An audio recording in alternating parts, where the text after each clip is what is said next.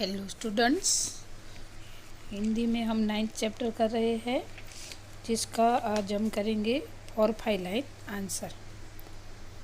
अभी इसका first question है, प्रियोदा को सभी लोग क्यों प्यार करते थे। तो प्रियोदा परोपकारी लड़का था। हर रविवार को अपने दल के साथ सन्यासी आश्रम के लिए मुठिया वसूलने जाता था।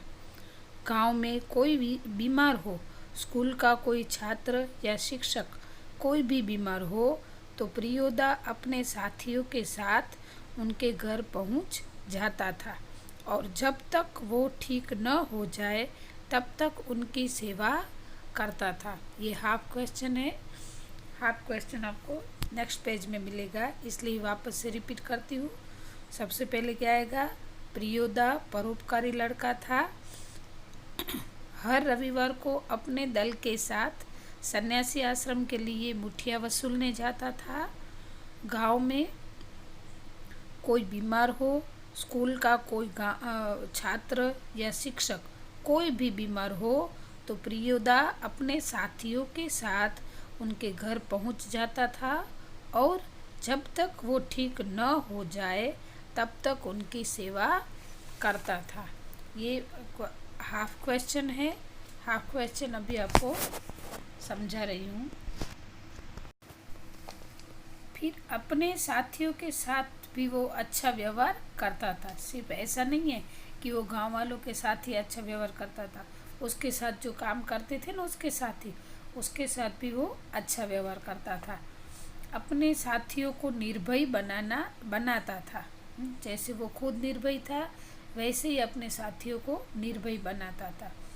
उसे अपशब्द बोलना पसंद नहीं था, तो इसके लिए उसने अपने दल में भी अपशब्द न बोलने के लिए नियम और दंड भी रखे थे। प्रियोदा का ऐसा चरित्र सबको मोहित करता था और इसी वजह से सब लोग उसे प्यार करते थे। क्या था, पहले हमने क्या पढ़ा कि वो परोपकारी था, सबकी सेवा करता था, गांव वालों की। अभी इस पेज में है कि अपने साथियों के साथ भी वो अच्छा व्यवहार करता था, अपने साथियों को निर्भय बनाता था, उसे अपशब्द बोलना पसंद नहीं था, तो इसके लिए उसने अपने दल में भी अपशब्द न बोलने के लिए नियम और दंड यानी कि सजा रखा था। ऐसे सजा भी रखी थी। प्रियोदा का ऐसा चरित्र सबको मोहित कर देता था और इसी वजह से सब लोग उससे प्यार करते थे। ठीक है। सेकंड क्वेश्चन क्या है, प्रियोदा की टोली कौन कौन से कार्य करती थी।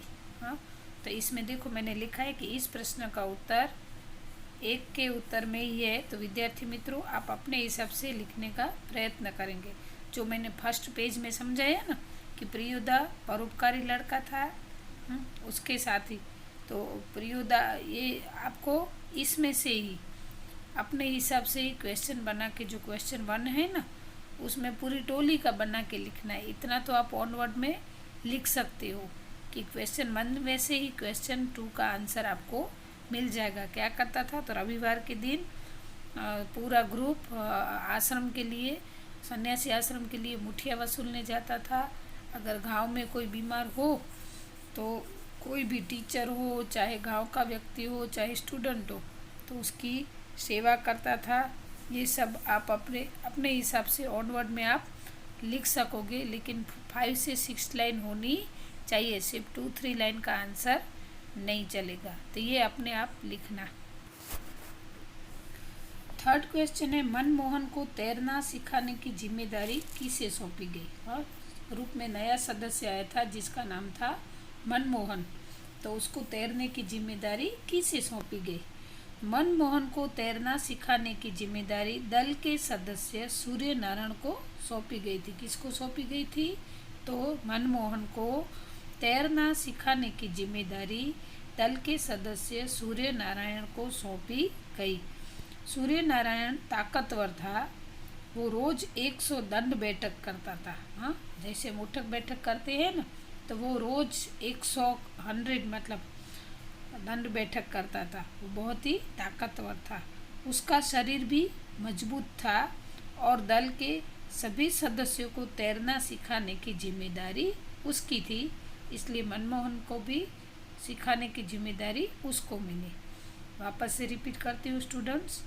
मनमोहन को तैरना सिखाने की जिम्मेदारी दल के सदस्य सूर्यनारायण को सौंपी गई।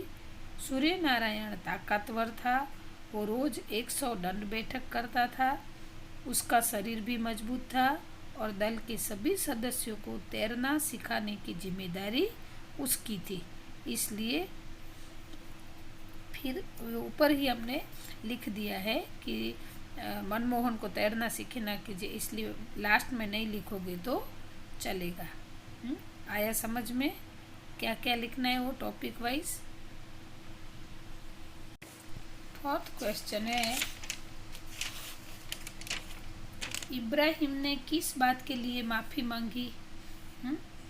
तो इसका आंसर होगा, प्रियोदा के दल का नियम था कि कोई भी सदस्य अपशब्द नहीं बोलेगा। क्या था प्रियोदा के दल का नियम? कि कोई भी सदस्य अपशब्द नहीं बोलेगा। इब्राहिम ने डिप्टी साहब के अर्दली के लिए साला अपशब्द बोला था, अथवा तो साला अपशब्द का प्रयोग किया था। इब्राहिम ने क्या किया था? तो डिप्टी साहब का जो अर्दली था उसके लिए साला शब्द का प्रयोग किया था।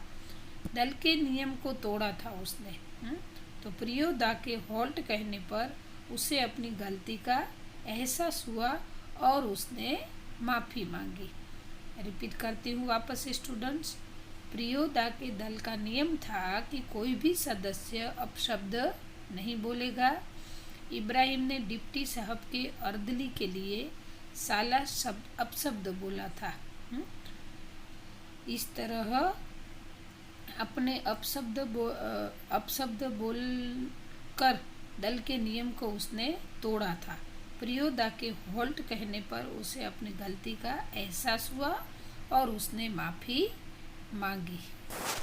फिफ्थ क्वेश्चन है, अपशब्द न बोलने के बारे में क्लब का क्या नियम था?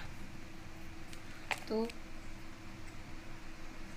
प्रियोदा आएगा, यहाँ पे मैंने प्रिया लिख दिया है।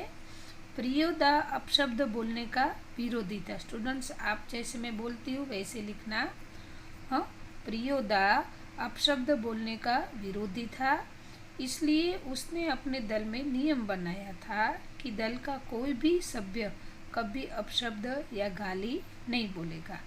अगर किसी ने बोला तो हॉल्ट बोलकर उसे रोका जाएगा। अगर 10 से अधिक बार ये गलती होगी तो उसे दल में रहने नहीं मिलेगा। ये नियम प्रियोदा ने अपने दल में अपशब्द बोलने वाले के लिए बनाया था। वापस से दूसरी बार मैं रिपीट करती हूँ स्टूडेंट्स। प्रियोदा अपशब्द बोलने का विरोधी था, इसलिए उसने अपने दल में नियम बनाया था कि दल का कोई भी सभ्य या तो सदस्य कभी अपशब्द या गाली नहीं बोलेगा। अगर किसी ने बोला तो हॉल्ट बोलकर उसे रोका जाएगा। अगर 10 से अधिक बार ये गलती होगी तो उसे दल में रहने नहीं मिलेगा। ये नियम प्रियोदा ने अपने दल में अपशब्द बोलने वाले के लिए बनाया था। स्टूडेंट्स यहाँ पे ये एक्सरसाइज में 4-5 लाइन आंसर कंप्लीट होते हैं। अभी हम नेक्स्ट वीडियो में इस लेसन का ग्रामर सेक्शन करेंगे। ये सारे क्वेश्चन आंसर आपको नोटबुक में लिख लेने हैं अच्छे से, ठीक है। तो ये वीडियो यहाँ पे कंप्लीट होता है। अस्तु।